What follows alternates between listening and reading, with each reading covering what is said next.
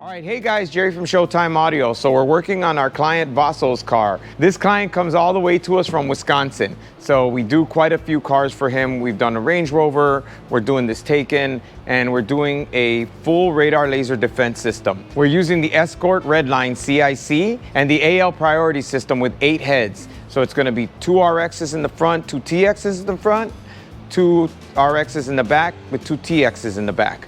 So basically the most amount of coverage you can get out of both systems. Just wanted to walk you through. As we always talk about, this is what it takes to do it properly. So Hondo's got the whole back end of this car out, as well as the entire trunk area in order to route our wires. The reason we do all this is so that we can, if you notice, this is the factory harness, right? So we do it in order to route our wires with the stock harnesses. A lot of times we see where people just kind of fish wires through there and they're just kind of all over the place. So if you take the panel, you don't see them if you don't take the panel apart, but if you take the panel off, they're kind of a mess. So we want it to look as good as if it came with the factory, right? This is the rear radar antenna. So Hondo mounted it here above the cross member. If you ever wanted to know what the frunk of a Taycan looks like, here you go. Now, another part that's a little bit extra difficult on this vehicle, in order to run the wires properly, we actually have to pull the wipers and the cowl. So quite a bit just to be able to access it so that we can, again, run the wires properly through the factory grommets. This is basically the same thing that we just did on that e-tron to run the wires for the system on the e-tron. Very, very similar. But Hondo's actually running the wires right now. So this is part of his harness, and this will all be dressed and routed. And then he's got a home for the front radar receiver. So that's like, those two are the biggest, bulkiest pieces. They're very difficult because they're pretty good size. The laser heads are pretty small, especially the TX, but the radar receivers are always the struggle, especially on a car like this where there's basically no real estate for anything extra. Look, Hondo's amazing handiwork. So as you can see, all the wires are dressed in the Tessa Outdoor abrasion resistant tape. All our sensors, well, everything, it's labeled on the CPU as well as labeled on each wire.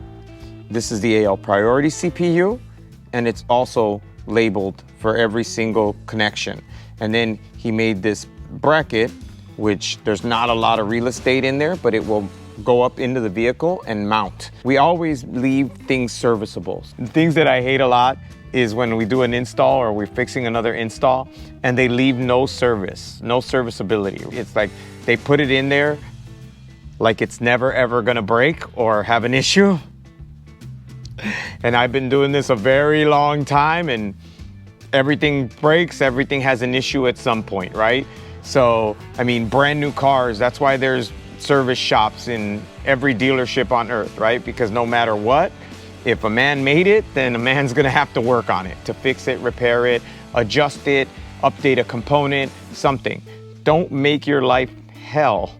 Give yourself a little wiggle room. So we have this thing where we always leave at least roughly 6 inches of service loop, basically.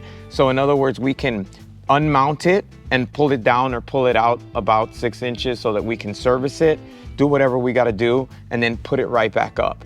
This way it's super neat, super clean, and you can get to it if you ever have to work on it. All right, so what we're gonna do on the mirror is we're actually gonna integrate the display right into the mirror itself. So it'll literally look as if it came with the vehicle. So a lot of the Porsches, especially the ones in the past, they had an ashtray. And what we typically did is we put the controllers in that little ashtray. On this particular vehicle, it doesn't have a dedicated ashtray, but it has a removable ashtray. The client asked if we could fit all the gear in there, which we're working on. We'll show you that in a minute. No easy feat, but we like it when clients push us because it forces us to try new things. It forces us to really use all of our skills, and a little cursing. A lot of cursing. But eventually we figure it out and the result is really cool. And now it's another thing that we can do. All right, so this is the Porsche ashtray. The client wants the components in here. Now, there's not a ton of real estate. Reason being is the hinge for the ashtray is right here. So we had to make this template, and we want the template to fit perfect because we need literally every inch, and I'll show you in a minute, of space in order to fit the ALP controller as well as the Escort Redline controller. So just want to show you, and this is only some of them, the amount of versions. This is one version, 2, 3, 4. So first you make it in cardboard where we get it as close as possible. Then we laser it in cardboard and we kind of tweak everything and make it close. Then we laser it in physical, like a material, wood, plexi, because that's obviously the cardboard has a little bit of give, so it may fit, but when you cut the part for real, it does not fit. So, and these are off by, so that one's off by that much, right?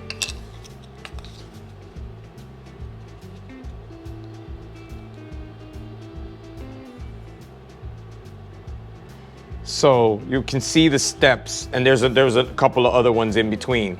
But the steps are very tiny because we do it a little bit at a time till we get it, we want it to fit super tight. The first challenge was to make that fit. Now that fits, great. The second challenge is to get both of those to fit. I don't know if you can see, but that is ridiculously close. I mean, it is so close, but this piece is this piece minus the cutouts. So this was trying to laser it out. This is the first one. That's the ring that goes around this. And then there's another ring for this. And then you combine it all and we'll end up laser cutting that, and that will fit in this space. So, and then we're gonna end up making some connectors so that we can unplug it and service it like we talk about with everything we do. But just show you the amount of work that it takes to do something so simple. Well, it looks simple, right? It looks very basic. It looks like it could have came that way, but there's a ton of hours in making that happen, especially the first one. Once you've done it once and you have the templates and the jigs and whatever, it's not so bad. But the initial version of it takes hours and hours because it's basically trial and error. So you just test it, redo it, test it, redo it, test it till you get it to be absolutely perfect. Visit our website at showtimeaudiochicago.com.